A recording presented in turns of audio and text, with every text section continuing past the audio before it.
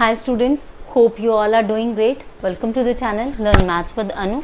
आज हम पढ़ेंगे क्लास 9th का chapter 5 introduction to Euclid's geometry और इस वीडियो में हम सिर्फ पढ़ेंगे एक्सियम्स के बारे में।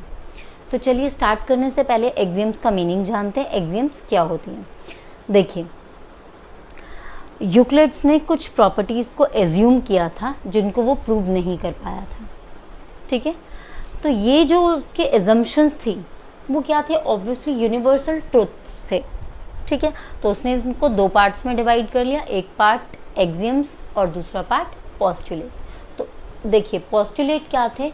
इसके वो एजम्पशन थे जो सिर्फ ज्योमेट्री तक वैलिड हैं, जो सिर्फ स्पेसिफिक है ज्योमेट्री तक। और एक्सियम्स क्या है? जो सिर्फ ज्योमेट्री तक स्पेसिफिक नहीं है, ये थ्रू आउट मैथमेटिक्स वैलिड है।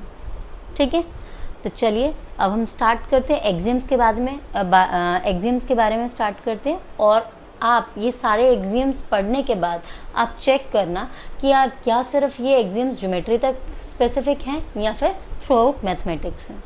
ठीक है, चलिए स्टार्ट करते हैं axioms.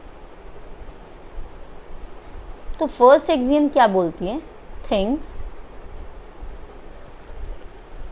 Which are equal to the same thing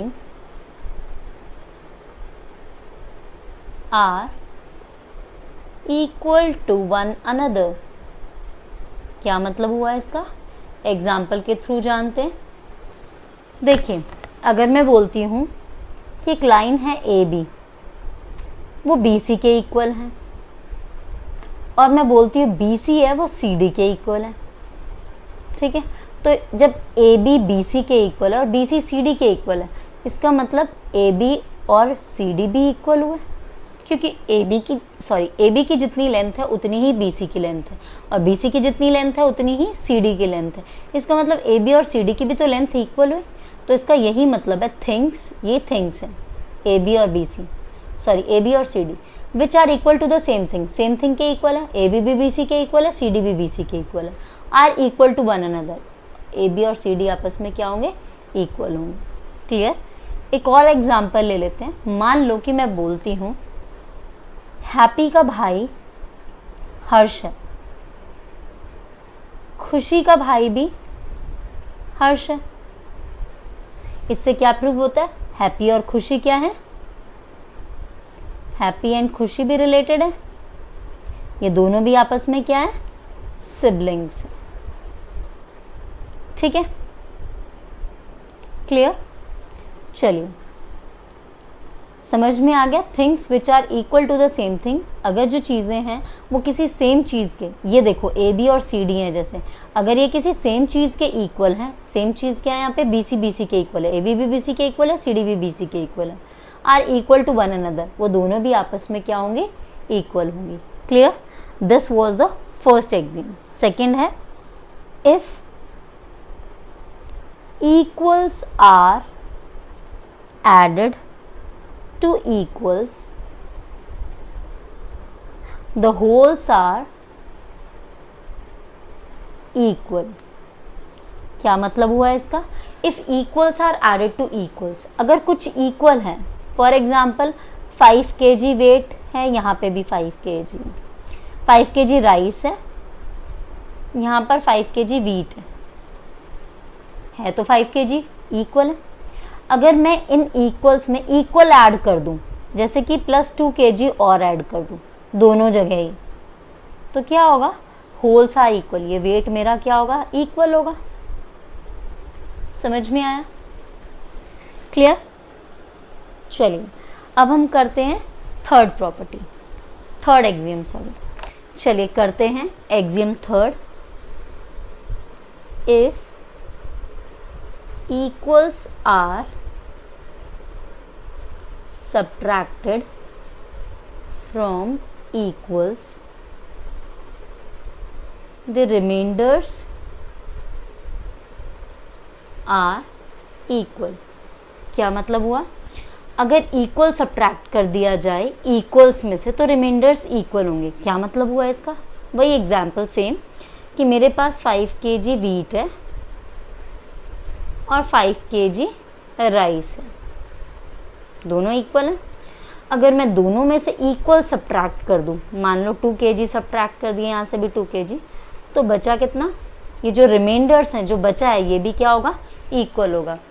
आपने अगर याद हो तो आप linear equation in one variable पढ़ते हैं, उसमें आप सबसे पहले एक बैलेंस मेथड पढ़ते हैं, उसमें भी आपके यही एक्सिम्स यूज़ होती हैं कि आप दोनों साइड से सेम चीज़ रिड्यूस करते हो या दोनों साइड में सेम चीज़ ऐड करते हो, दोनों को सेम से मल्टीप्लाई करते हो, दोनों को सेम से डिवाइड करते हो, इक्वेशन की दोनों साइड को, ठीक है।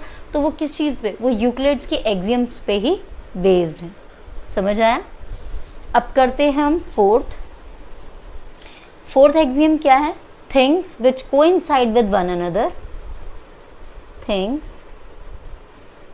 विच coincide with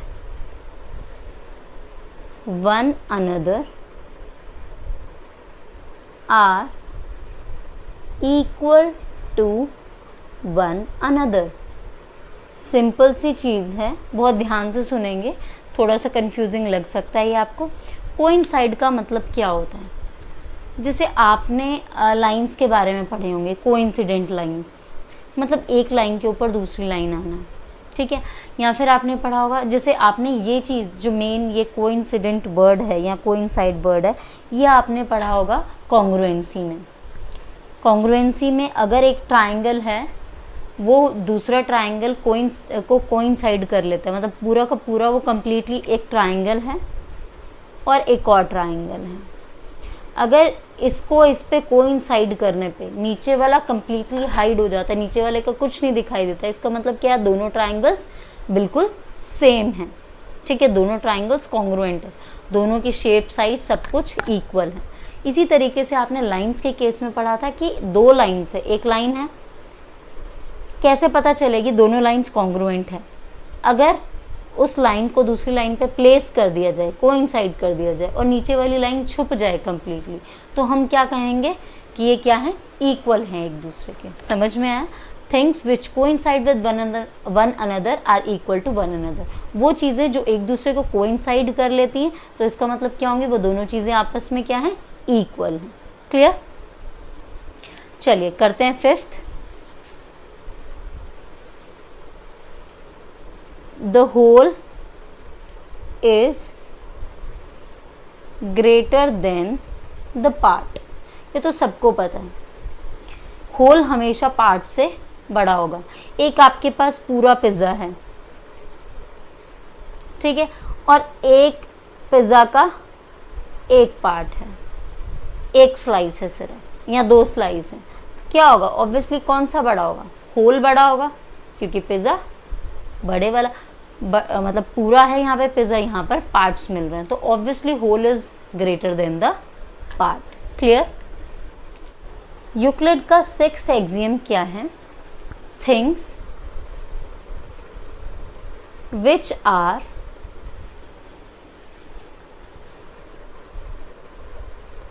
double of the same things are equal to one another। क्या मतलब हुआ इसका, things which are double of the same things, same things है, मान लो मेरे पास यहाँ पर है x और यहाँ पर भी x, मतलब 5x 5x है, ठीक है। कुछ और ले लेते हैं इस बार एग्जाम्पल में, मैंने ले लिया 5x 5x। Things which are double of the same things, same things है, अगर डबल कर दिया जाए दोनों साइड तो क्या आ जाएंगे, जो प्रोडक्ट होगा वो भी क्या होगा, इक्वल होगा, यहाँ भी 10x यहाँ भी 10x। क्लियर?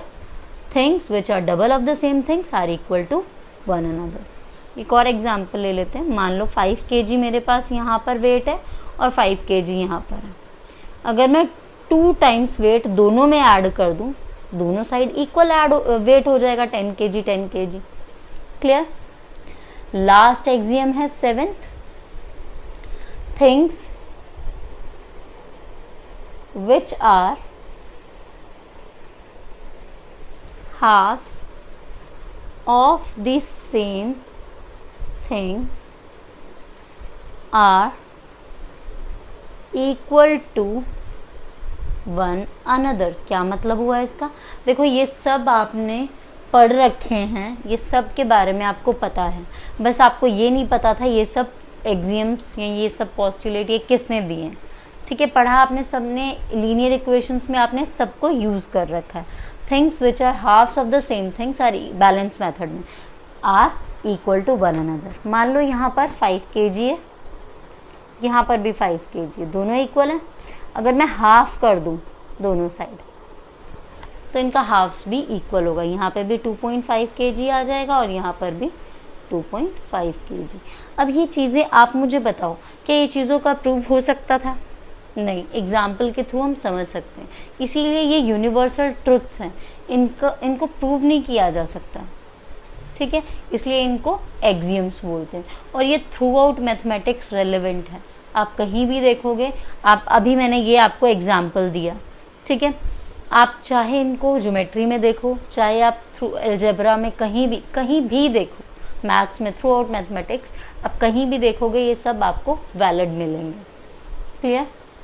नेक्स्ट वीडियो में मिलते हैं। नेक्स्ट वीडियो में हम पोस्टुलेट्स के बारे में डिस्कस करेंगे। Bye bye.